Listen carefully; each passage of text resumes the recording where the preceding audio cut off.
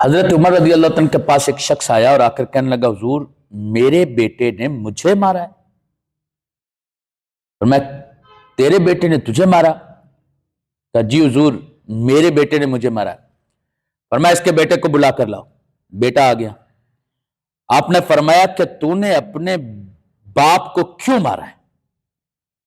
کہنے لگا حضور ہم جنگل میں اونٹ چرانے کے لیے جاتے ہیں، اور جب دو اونٹ آپس میں لڑتے ہیں تو ایک ڈنڈا میرا باپ ایک اونٹ کو مارتا ہے، دوسرا ڈنڈا دوسرے اونٹ کو مارتا ہے، اور اس سے ان دونوں کی لڑائی ختم ہو جاتی ہے۔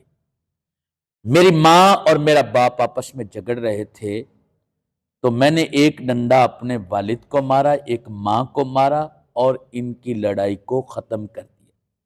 آپ نے بڑی پیاری بات فرمائی سیدنا عمر فاروق اعظم رضی اللہ تعالیٰ نے فرمایا اے شخص تو نے اپنے بچے کو دین کا علم سکھایا، دین کا علم۔ جیسے آج ہمارے یہاں عموماً لوگ کہہ دیتے جی ساڈے کول تاں ٹائم ہی کوئی نہیں۔ کہنے لگا حضور ہمارے پاس وقت کہاں ہے؟ سارا دن محنت کرتے ہیں، مزدوریاں کرتے ہیں، سارا دن جناب وہ اونٹ چراتے رہتے ہیں، ہمارے پاس تو وقت نہیں ہے۔ آپ نے بڑے جلال میں کہا، ارشاد فرمایا کہ ایک بیل نے دوسرے بیل کو مار دیا تو اس کا میرے پاس جواب کیا ہے؟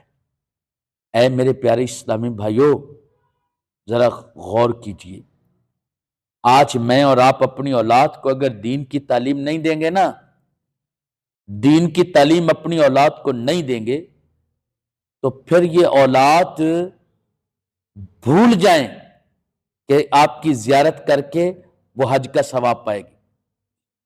یہ دین کا علم بتاتا ہے کہ اگر کوئی شخص اپنے ماں باپ کے چہرے کی زیارت کرے تو اللہ اسے حج مبرور کا ثواب عطا فرماتا ہے۔ یہ دین کا علم سکھاتا ہے، ہم نے وہ سکھایا ہی نہیں۔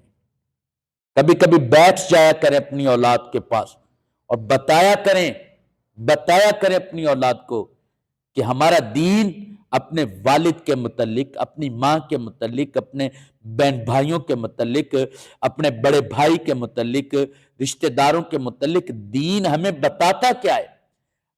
ہم اس اولاد کو بتائیں گے تو یہ اولاد ہمارے اچھے اخلاق کی مالک ہوگی، اور کل جب ہم بوڑھے ہو جائیں گے تو یہ اولاد ہمارے چہرے کی زیارت کیا، ہماری خدمت کرنا اپنے لیے باعث فخر سمجھے گی۔